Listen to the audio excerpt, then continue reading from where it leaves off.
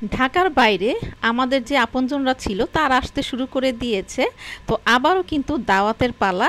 আমার প্রিয় ভিউয়ার্স, আসসালামু আলাইকুম। কেমন আছেন আপনারা সবাই? আশা করি মহান আল্লাহ তাআলার রহমতে আপনারা সবাই ভালো আছেন। আলহামদুলিল্লাহ আমিও ভালো আছি। তাই তো আপনাদের মাঝে ফিরে আসলাম চুমকি রান্নাঘর থেকে। আর চুমকি রান্নাঘর মানে তো আপনাদের রান্নাঘর। তো ঈদ তো শেষ হয়ে গিয়েছে, তো আমাদের আপনজন যারা ঢাকার বাইরে ছিল তারা আসতে শুরু করে দিয়েছে। তো আমরা যারা গৃহিণীরা আছি তারা অনেক খাটাখাটনি গিয়েছে ঈদের সময়।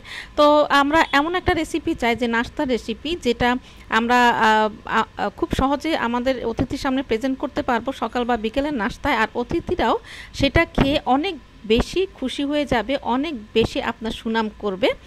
তো আপনিও অনেক অতিথিকে অনেক বেশি সময় দিতে পারবেন। তো চলেন দেখে নেওয়া যাক কী রেসিপিটা খুব সহজে তৈরি করে ফেলা যায়, আপনাদের সাথে শেয়ার করি। সেটা হচ্ছে, আমি এখানে দেখতে পাচ্ছেন কিছু সসেস নিয়েছি আর কিছু পনিরের স্লাইস নিয়েছি। সেটা আপনারা আপনাদের পছন্দ মতো পনির নিয়ে নিতে পারেন। আপনারা স্লাইস করা পনিরটা সেটাও নিয়ে নিতে পারেন। আর এখানে আমি নিয়েছি টমেটো সস আর কিছু গোলমরিচের গুঁড়া। তো উপকরণ কিন্তু খুবই সামান্য। আর কয়েকটা ব্রেড, আপনার অতিথির মানে সংখ্যা অনুযায়ী আপনি ব্রেডগুলো নিয়ে নেবেন, বাকি পরিমাণগুলো নিয়ে নেবেন। আর আমি কিন্তু এখানে যে ব্রেডের যে ব্রাউন সাইডগুলো সেগুলো কিন্তু ফেলে দেইনি। আর এটা কিন্তু ফেলে দিলেও চলে, না দিলেও আপনি চাইলে ফেলেও দিতে পারেন। আর এই যে একটা ডিম নিয়ে নিচ্ছি। তো একটা ডিমের মধ্যে আমি এখন দিয়ে দিব সামান্য একটু লবণ আর গোলমরিচের গুঁড়া।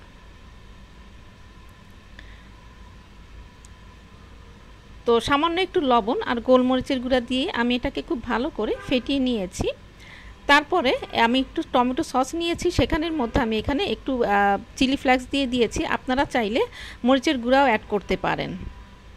তারপর আমি এখানে একটা ফ্রাই প্যানে সামান্য একটু তেল, একদমই কিন্তু এটা অনেক একটা হেলদি রেসিপি, তো সামান্য একটু তেলের মধ্যে খুব ভালো করে কিন্তু ফ্রাই প্যানটা গরম করে নিতে হবে। তারপরে দেখতে পাচ্ছেন আমি যে ডিমটা ফেটিয়ে রেখেছিলাম সেটা দিয়ে দিয়েছি। এবারে সেই ডিমের মধ্যে আমি ব্রেডের স্লাইসগুলো উল্টে পাল্টে কোট করে নিচ্ছি, দেখতেই পাচ্ছেন। তো কোট করে নেওয়ার পরে আমাকে একটু অপেক্ষা করতে হবে যে ডিমের যে ডিমটা আমি দিয়েছি সেটা জানি একটু নিচেরটা একটু শক্ত হয়ে আসে।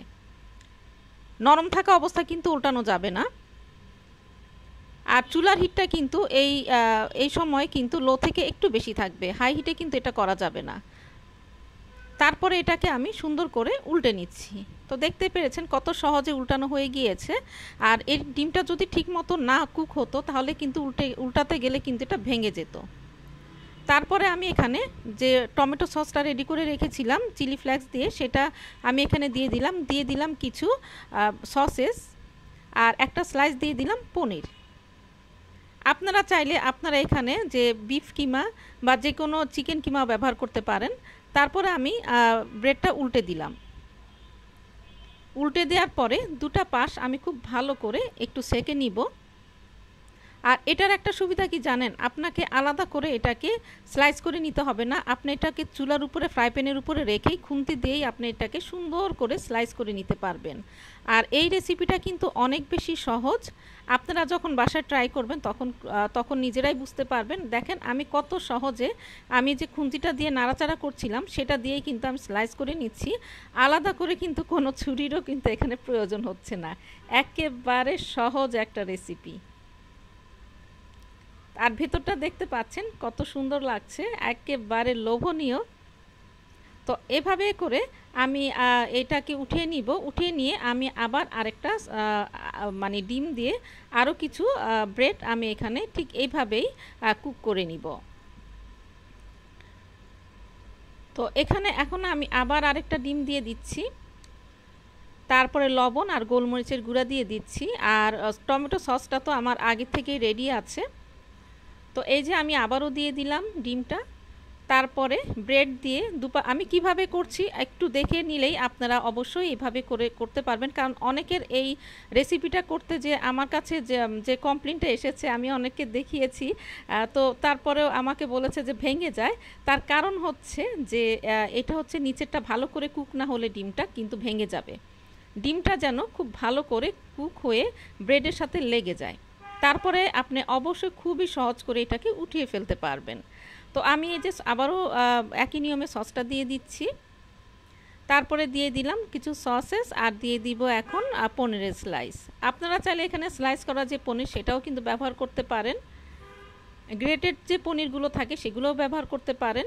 আর আপনার পছন্দ মতো মনের মাধুরী মিশিয়ে আপনার মানে এখানে চাইলে আপনি ভেজিটেবলসও ব্যবহার করতে পারেন। তো এভাবে আমি এটাকে উল্টে পাল্টে নিয়ে আবারও এটাকে আমি স্লাইস করে দিব। আর এটা কিন্তু একদম তেলের পরিমাণ খুবই কম লাগে। আপনারা যদি চান আর টেস্টে আরও একটু বাড়ানোর জন্য এখানে কিন্তু আপনারা বাটার ইউজ করতে পারেন, কারণ বাটারটাও কিন্তু অনায়াসে ব্যবহার করতে পারবেন, কারণ পরিমাণ কিন্তু খুবই কম লাগে। তো দেখতে পেরেছেন, এবার কিন্তু পরিবেশনের পালা। তো এই যে অলরেডি আমি পরিবেশন করে ফেলেছি, আর দেখেন কত সহজে কত সুন্দর একটা রেসিপি তৈরি হয়ে গিয়েছে। তো ঈদ মানেই খুশি, ঈদ মানেই আনন্দ, ঈদ মানেই আপনজনের সাথে সময় কাটানো। তো এই ধরনের সহজ রেসিপিগুলো যদি থাকে তাহলে আপনার আপনজনও খুশি, আপনারাও কিন্তু অনেকটা সময় মানে তাদেরকে দিতে পারবেন। আর এই ধরনের একটা সহজ নাস্তা কিন্তু আপনারা যখন তখন মানে আপনার অতিথির সামনে প্রেজেন্ট করতে পারবেন। তো আশা করি আপনাদের আজকের আমার রেসিপিটা ভালো লেগেছে। যারা এই ভিডিওটা ইউটিউব থেকে দেখে থাকবেন তারা কিন্তু অবশ্যই দেখার আগে একটা লাইক দিয়ে নেবেন, যারা নতুন আছেন সাবস্ক্রাইব করে নেবেন, আর যারা ফেসবুক পেজ থেকে দেখছেন তারা কিন্তু অবশ্যই একটা ফলো দিয়ে নেবেন। তো আশা করি আপনাদের ভালো লেগেছে। ভালো লাগলে তো চুমকি রান্নাঘরের সার্থকতা, আর চুমকি রান্নাঘর মানে তো আপনাদের রান্নাঘর। তো মনের মাধুরী মিশিয়ে রান্না করবেন, নিজে খাবেন, প্রিয়জনকে খাওয়াবেন। সবাই ভালো থাকবেন, সুস্থ থাকবেন। আল্লাহ হাফেজ।